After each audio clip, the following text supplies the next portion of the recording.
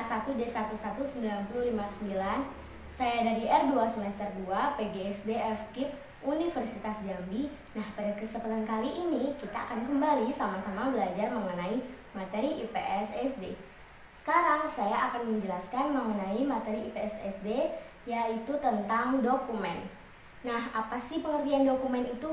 Pengertian dokumen itu sendiri yaitu sebuah tulisan penting yang memuat informasi. Nah, lalu kita akan masuk kepada bahasannya. Kita akan membahas mengenai dua bahasan, yaitu yang pertama manfaat dan yang kedua jenis. Manfaat. Apa sih manfaat dokumen itu sendiri? Manfaat dokumen itu sendiri yang pertama yaitu dokumen sebagai perekam informasi.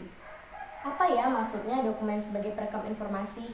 Nah, dokumen sebagai perekam informasi maksudnya adalah dokumen digunakan untuk merekam informasi atau kejadian masa lampau yang pernah kita atau seseorang alami. Misalnya akte kelahiran. Di situ pasti termuat informasi tentang diri kita, di mana kita lahir, tanggal berapa, bulan berapa, nama orang tua, bahkan nama kita sendiri dan lain sebagainya.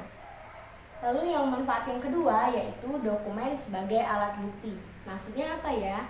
Nah, contoh dokumen sebagai alat bukti yaitu surat tanah atau surat kepemilikan tentang sesuatu atau benda berharga.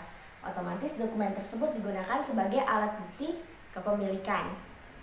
Lalu kita beralih ke jenis dokumen. Jenis-jenis dokumen tersendiri terbagi menjadi 4, yaitu yang pertama dokumen pribadi, lalu yang kedua dokumen niaga, lalu dokumen sejarah dan dokumen negara. Apa sih dokumen pribadi itu? Dokumen pribadi adalah dokumen yang hanya dimiliki oleh satu orang atau satu pribadi saja.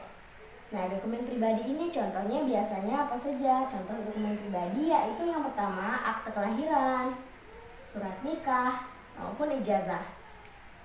Lalu yang kedua ada dokumen niaga.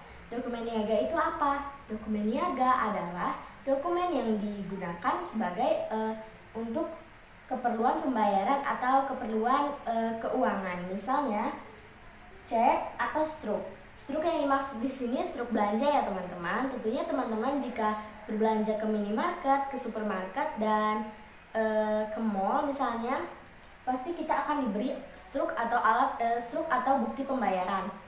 Nah, lalu yang ketiga yaitu dokumen sejarah. Dokumen sejarah yaitu dokumen yang memuat tentang sejarah terjadinya sesuatu. Nah, contohnya di sini yaitu teks proklamasi.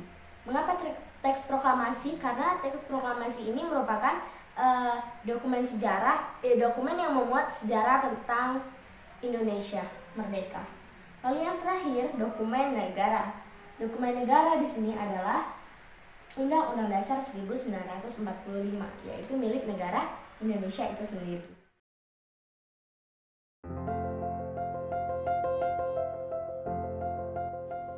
Nah, sekarang saya akan menampilkan gambar contoh dokumen yang sudah dijelaskan tadi ya teman.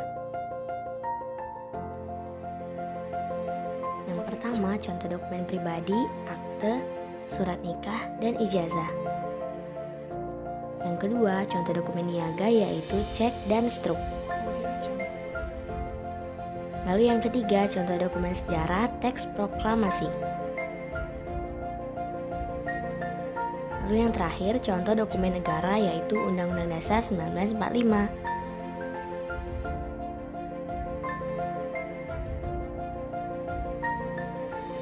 Sekian pembelajaran kali ini, terima kasih sudah menonton. Jangan lupa untuk like, komen, dan subscribe channel ini ya.